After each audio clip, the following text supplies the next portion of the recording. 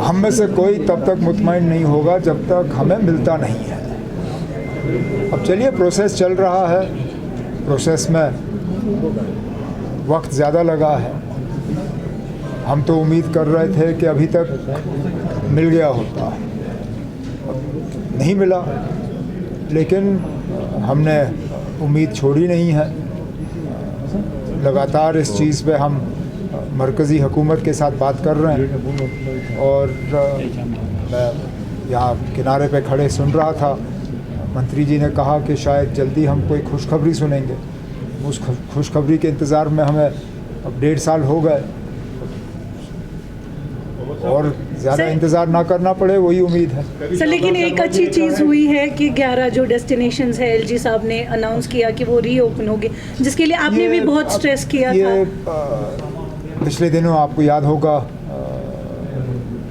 मरकज़ी home minister साहब आए थे जम्मू, उनके साथ मेरी बातचीत हुई। इससे पहले मैं दिल्ली में भी उनसे मिला था और टूरिज़म के हवाले से मेरी यही गुजारिश थी उनसे कि मेहरबानी करके जो इलाके बंद हैं उनको खोल दीजिए। बंद रखने का कोई मतलब बनता ही नहीं है। बुरे से बुरे हालात में भी हमने इन जगहों को बंद नहीं रखा। यूसमर्ग, दौद पथरी, ऐसे इलाके। अच्छी बात है, मुझे उसी दिन होम मिनिस्टर साहब ने अश्योर किया था कि उन्होंने हिदायत दी है कि ये जगह खुल जाने चाहिए और ऑर्डर जारी हो चुका है, जिसके लिए मैं होम मिनिस्टर साहब का शुक्रगुजार हूँ। बहुत नुकसान उठाना पड़ा वहाँ लोग जो रहते हैं टूरिज़म बंद होने के वजह से। अब सीज़न हमारा शुरू हो रहा है, उम्मीद करता हूँ कि लोग जाके अब उन जगहों की खूबसूरती का फ़ायदा लेंगे।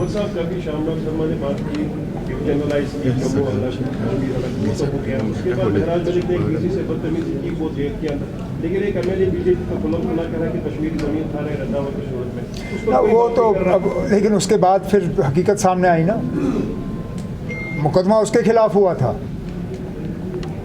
तो अगर मेरी जानकारी सही है 2021 में उसके खिलाफ केस हुआ था सरकारी ज़मीन पे कब्ज़ा करने की। देखिए अब इनके कहने और करने में हमेशा फ़र्क रहता है, यही तो बीजेपी वालों की खासियत है।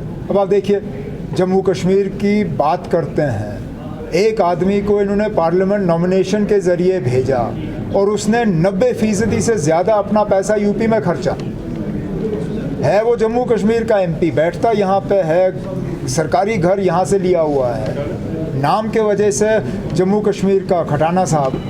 लेकिन जब सीडीएफ खर्च करने की बात आती है तो उसका 90% से ज़्यादा जो है वो यूपी में खर्च करते हैं। अब यही तो मैं कहता हूँ ना, अब इनके कहने और करने में बहुत फ़र्क है। उमर साहब, पाक और मुक़द्दस महीना शुरू होने वाला है। कल खबरें चली कि 34% इलेक्ट्रिसिटी डेफिसिट है, जिसका मतलब है कि कटलमेंट्स काफ़ी ज़्यादा। कोई ना, हमारी मुकम्मल कोशिश रहेगी और आज मैंने मीटिंग रखी है इसी सिलसिले में कि सहरी और इफ्तियारी के वक्त जो है कम से कम बिजली के कट रहें।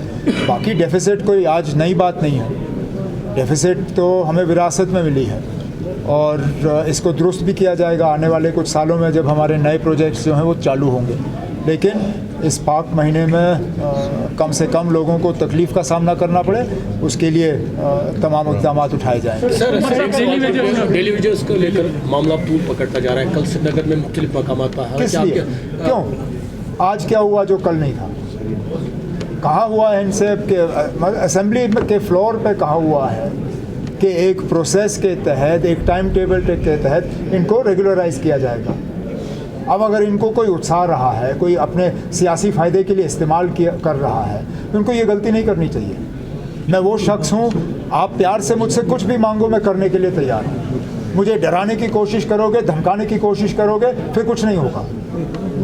अगर इन लोगों ने कुछ कहना है, आके मुझसे बात करें। ये जो सड़कों पे एहतजाज करने का सिलसिला किसी के दबाव में आके कर रहे हैं, ये अच्छी बात नहीं है, उनके लिए भी अच्छी बात नहीं है और उनके मुस्तकबिल के लिए भी अच्छी बात नहीं है। जब हमने असेंबली में कहा हुआ है कि इस साल एक पॉलिसी के तहत जो है इनके रेगुलराइजेशन का टाइम टेबल जो है वो जारी किया जाएगा, उसके बाद सड़कों पे आने की बात कहाँ पे आती है?